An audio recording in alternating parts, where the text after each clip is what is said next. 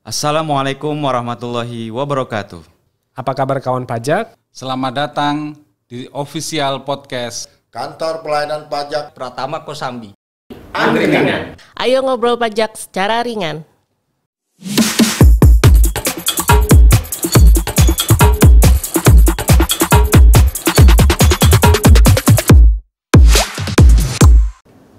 Halo kawan pajak, bertemu kembali di program Angkringan. Ayo ngobrol pajak secara ringan. Oke, jadi program podcast Angkringan ini merupakan program siniar yang memberikan informasi seputar perpajakan maupun update-update peraturan perpajakan yang akan diselenggarakan secara rutin oleh tim penyuluh KPP Pratama Kosambi. Tentunya obrolan sesuai dengan tagline-nya Angkringan, ayo ngobrol pajak secara ringan. Obrolan dalam, meskipun kita membicarakan peraturan, obrolannya tetap yang ringan-ringan saja. Oke, bagi kawan pajak yang baru pertama kali melihat podcast, belum subscribe, silakan di-subscribe channel YouTube KPP Pratama Kosambi. Oke. Perkenalkan, saya Dwi yang akan menjadi host untuk podcast kali ini, program Angkringan kali ini. Dan kalau host sendirian nggak ada temennya kan nggak enak ya.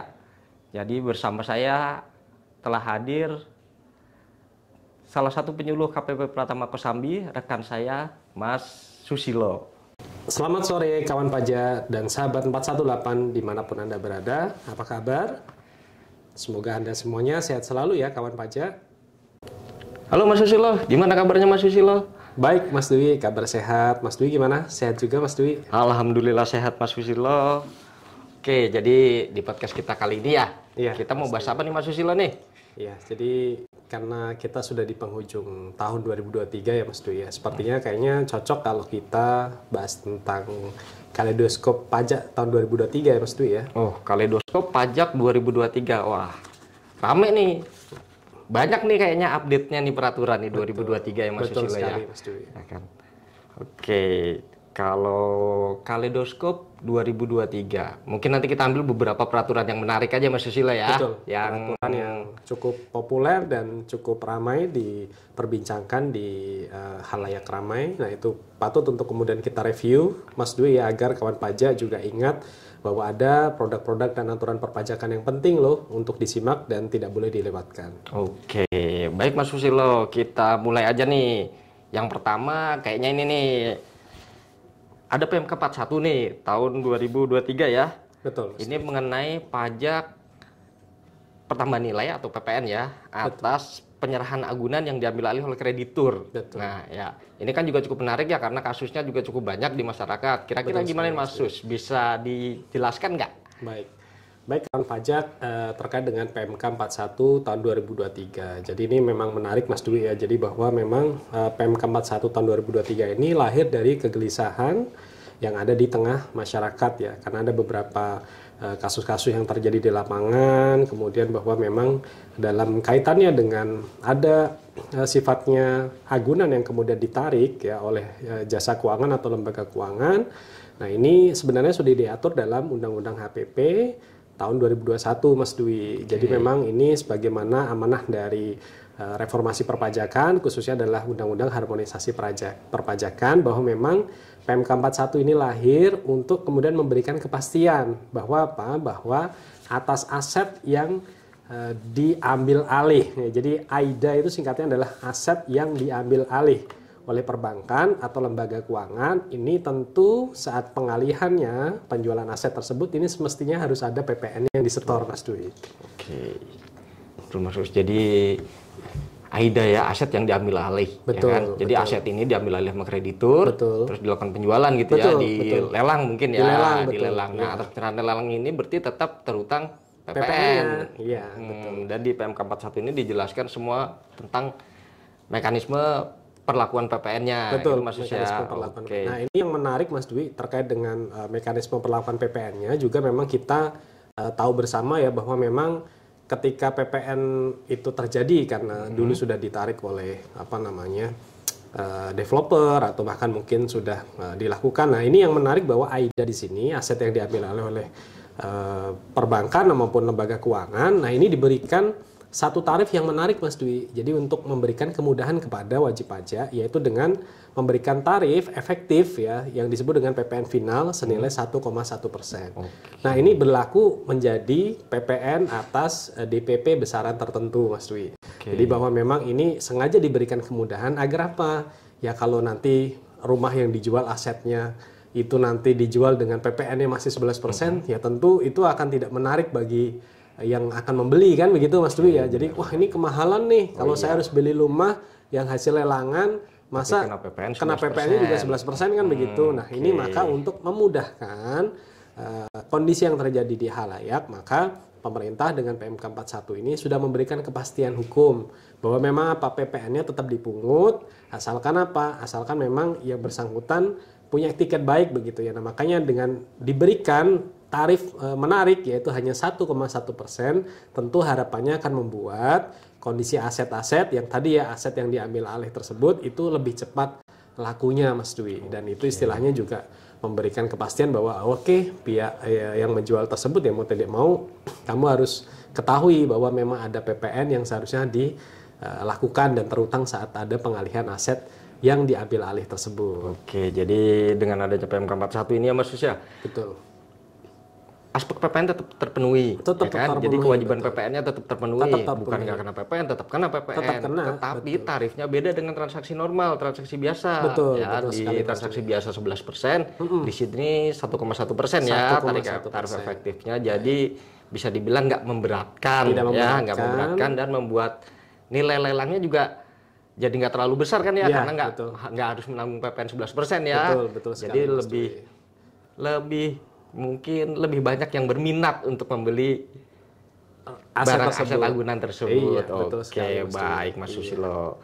Terus selanjutnya Mas Susilo, kita ke peraturan selanjutnya ya. Baik. Di peraturan selanjutnya ada PMK 48 tahun 2023. Nah, ini yang seneng ibu-ibu nih, karena ini soal perhiasan emas, emas batangan. Nah, ini kan perhiasan ibu-ibu ya kita mah nggak pakai ya.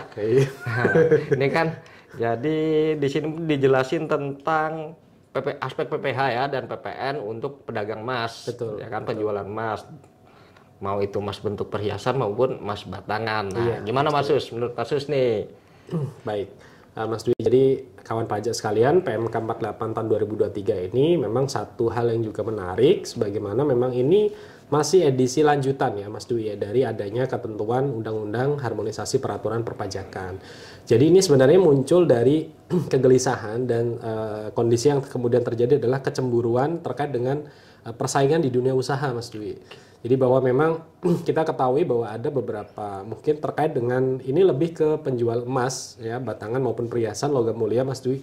Nah, itu ada yang istilahnya mereka memang taat, maka mereka harus mengenakan PPN atas setiap produk yang mereka jual begitu. Tetapi di lapangan kawan pajak ditemui juga ada beberapa toko emas yang sebenarnya belum PKP Mas Dwi, tetapi sebenarnya dia melakukan penyerahan juga atas barang kena pajak. Jadi logam mulia, perhiasan itu kan termasuk barang kena pajak. Nah, ini kalau seperti ini kan tidak fair begitu. Nah, sehingga muncul kegelisahan dari kalangan yang sebenarnya sudah patuh ini.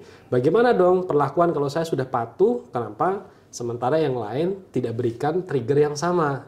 Nah, bagaimana? Nah, akhirnya pemerintah dengan adanya PMK 48 tahun 2023 ini kembali ingin menegaskan Mas Dwi.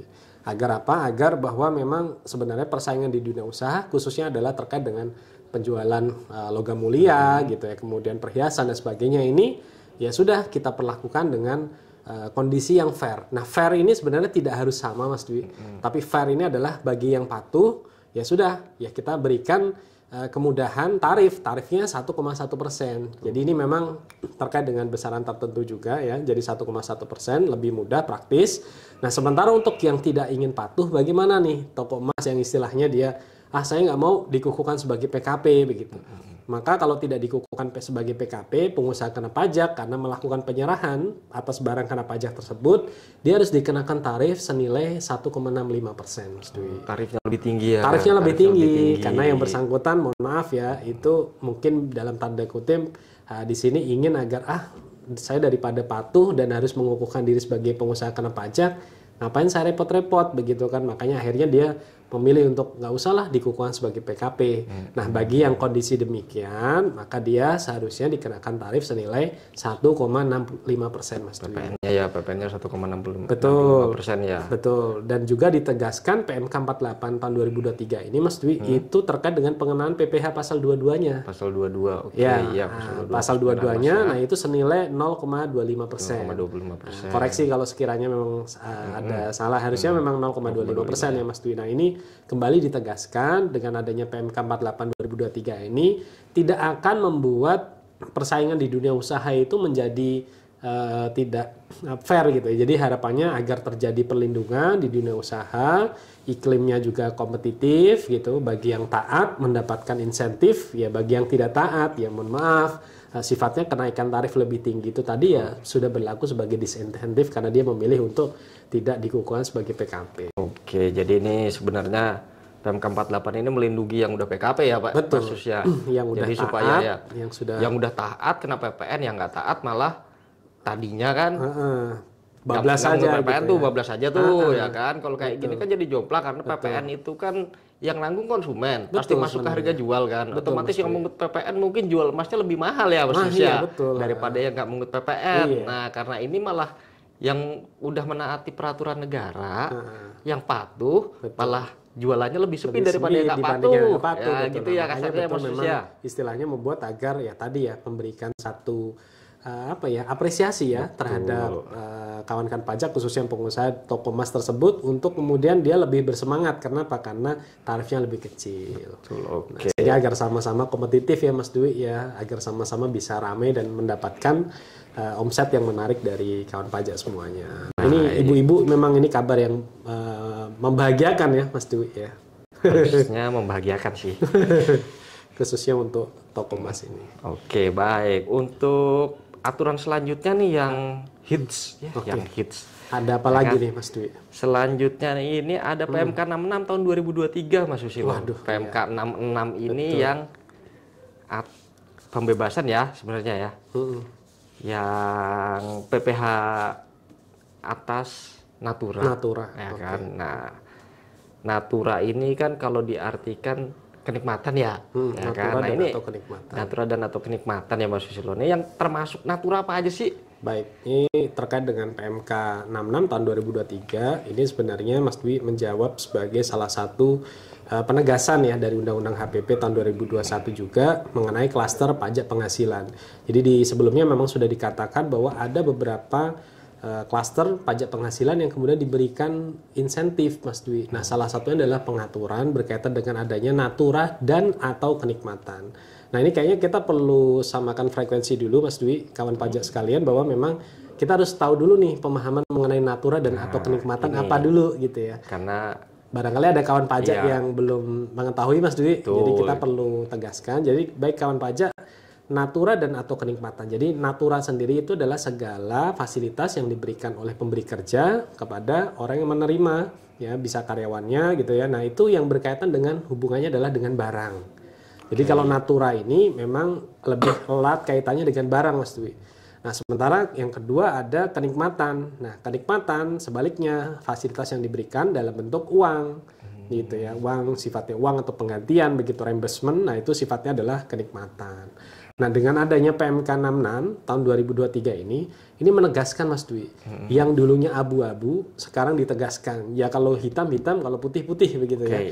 Nah, itu DJP memberikan asas fairness ya, fairness kepada pemberi kerja maupun yang penerima kerjanya. Yaitu fairness-nya apa? Ketika di ketentuan sebelumnya ada sebelum PMK 66 ini terbit, natura atau kenikmatan itu tidak bisa dianggap sebagai biaya. Tidak bisa dibiayakan. Tidak bisa dibiayakan oleh perusahaannya ya. Oleh perusahaan, jadi non-deductible begitu. Nah, sementara untuk yang sekarang atas natura dan atau kenikmatan sesuai ketentuan yang berlaku ya, dengan aturan yang ada itu bisa dibiayakan Mas Dwi. Nah, termasuk bagi penerima penghasilan ya kan dia enak-enak saja. Nah, itu juga nanti harusnya ada beberapa natura dan atau kenikmatan yang kemudian memang dia harus membayar pajak sendiri, Mas Dwi. ada beberapa natura dan kenikmatan yang dia harus yang membayar diterima pajak. oleh ya, nah itu menjadi tambahan objek penghasilan yang bersangkutan, sehingga mau tidak mau harus disetor sendiri oleh si penerima natura dan atau kenikmatan tersebut. Berarti dianggapnya ada tambahan penghasilan Ada ya tambahan dari natura penghasilan, ya, ada betul. tambahan penghasilan ya dari natura, dan Betul. ini nanti untuk dilaporkan di SPT tahunan Iya. diperhitungkan juga sebagai penghasilan. Betul Mas Dwi. Iya. Terus jadi di PMK sebelum PMK 66 ini ada yang natura oleh perusahaan tidak bisa dibiayakan ya Betul, tadi ya, betul, sama betul. sekarang setelah ada PMK 66 Nah, dia menjadi bisa dibiayakan Betul. oleh perusahaan. betul Oke, Mas Dwi. sepanjang ada syaratnya nggak sih bisa dibiayain ini Mas? Baik, nah ini yang menarik adalah kawan pajak sekalian mengenai adalah aturan bahwa natura dan atau kenikmatan yang dia bisa dibiayakan ya. Jadi istilahnya yang memang dia apa namanya Mas Dwi, istilahnya sebenarnya dikecualikan ya sebagai objek penghasilan ya. Jadi dikecualikan dari objek penghasilan apabila memenuhi kriteria-kriteria sebagai berikut. Itu yang pertama adalah yang jelas terkait dengan adanya makanan atau fasilitas minuman yang kemudian disediakan oleh pemberi kerja, tetapi syaratnya adalah wajib diberikan untuk seluruh pegawai Mas Dwi. Oke, seluruh pegawai. Jadi yang menikmati adalah seluruh pegawai. Oke, Gitu. Nah itu yang pertama ya. Karena apa? Karena kalau yang menikmati hanya level tertentu Mas Dwi, jadi hanya manajemen tertentu, maka itu membuat istilahnya apa ya? Tidak lagi itu bisa disebut sebagai natura dan atau kenikmatan, karena yang memanfaatkannya tidak semua pegawai begitu. tertentu aja ya. Tertentu. Nah ini juga prinsip yang pertama ini memberikan satu jawaban ya dan dorongan stimulan kepada para pemberi kerja khususnya pihak swasta untuk betul-betul memberikan apresiasi terhadap karyawannya. Dengan apa? Dengan membuat karyawan itu senang bekerja di situ, dengan memberikan insentif, fasilitas makanan dan minuman barangkali untuk semuanya bisa dinikmati, maka tentu mereka effortnya, harapannya produktivitas pegawainya jauh lebih baik begitu. Nah itu untuk yang pertama ya, keadilan untuk atas makanan dan minuman yang diberikan kepada seluruh pegawai. Kemudian yang kedua Mas Dwi itu adalah berkaitan dengan ketentuan barang atau fasilitas yang diberikan sehubungan dengan pekerjaan. Jadi misalkan contoh berkaitan dengan pengadaan seragam, yang kemudian juga berkaitan dengan alat-alat yang istilahnya atribut yang lengkap dipakai untuk terkait dengan safety, security gitu. Jadi bahwa memang mau tidak mau dia harus menggunakan alat itu demi keamanan saat dia bekerja. Kemudian juga diberikan yang ketiga itu adalah untuk yang berkaitan dengan fasilitas yang diberikan di daerah tertentu Mas Dwi. Jadi misalkan contoh di daerah terpencil begitu memberikan satu fasilitas asrama, kemudian fasilitas mungkin istilahnya kegiatan atau kenikmatan, misalkan mungkin kalau di area tertentu ada dia memberikan semacam lapangan olahraga gitu ya misalkan, atau meja tenis, meja pingpong gitu ya, tenis meja. Nah itu bisa dianggap sebagai natura tadi. Kemudian yang keempat itu berkaitan dengan natura dan atau kenikmatan yang dia bersumber dari APBN, APBD maupun APBDes Mas Dwi. Nah ini kenapa? Karena memang tadi dia dikecualikan dari objek PPh karena apa? Karena memang ini bersumber sudah dari APBN, APBD dan APBDes. Nah sehingga dengan adanya sumber tersebut maka itu sudah otomatis akan mengurangi dan tidak dikecualikan dari objek pajak penghasilan. Dan yang kelima itu syarat kriteria yang kelima adalah memang diberikan dengan batasan nilai tertentunya Mas. Nah nilai tertentunya mungkin nanti menarik untuk kita bahas selanjutnya. Oke Mas Susilo, ini cukup panjang pembahasan kita tentang natura ya. Karena ini. Oke, untuk kita akhiri aja natura ya. Sementara seperti itu Mas. Nah, nanti mungkin kita ada lanjut ke kesempatan lainnya untuk nah jadi natura. Kemarin ini pas menjelang akhir tahun ada yang rame-rame Mas pas aturannya keluar nih. Karena ini aturan terkait PPN ditanggung pemerintah atas rumah. Gimana nih? Yang kita bahas sekarang. Kita bahas akhir tahun ya. Iya, ini rame banget kemarin di akhir tahun, banyak yang nanyain soalnya. Betul. Gimana? Kita bahas? Kita bahas, tapi lebih asiknya kalau dibahas di seri yang kedua. Oke, baik. Jadi ini yang PPN Tentang pemerintah ini di seri 2 aja nih. Iya, kita seri 2 dong. Karena memang aturan paket ya, aturan dan insentif yang diberikan pemerintah di 2023 ini cukup banyak ya Mas Dwi ya. Jadi kayaknya untuk yang asik-asik kita bahas di kesempatan selanjutnya. Jadi biar kawan pajak sekalian stay tune dengan kanal YouTube KPP Pratama Kosambi. Baik rekan pajak sekalian, jangan lupa nanti ya ikutin yang seri 2. Podcast seri 2 Kaleidoskop Pajak 2023 seri 2.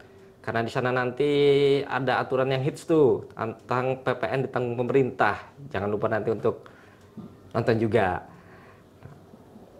Buat Mas Susilo, terima kasih banyak. Sama-sama Mas Dwi. Kita ketemu lagi nanti di jilid 2. Baik, kita ketemu lagi di seri 2 ya. Baik, kita ketemu lagi. Pajak. Baik rekan pajak sekalian, demikian podcast angkringan untuk kali ini dengan tema Kaleidoskop Pajak 2023 seri 1. Kita akan lanjutkan nanti di seri 2 ya Mas Sus ya. Betul Mas Dwi. Oke, jangan lupa untuk like, komen, dan subscribe. Sampai jumpa di seri 2. Sampai jumpa. Sampai jumpa.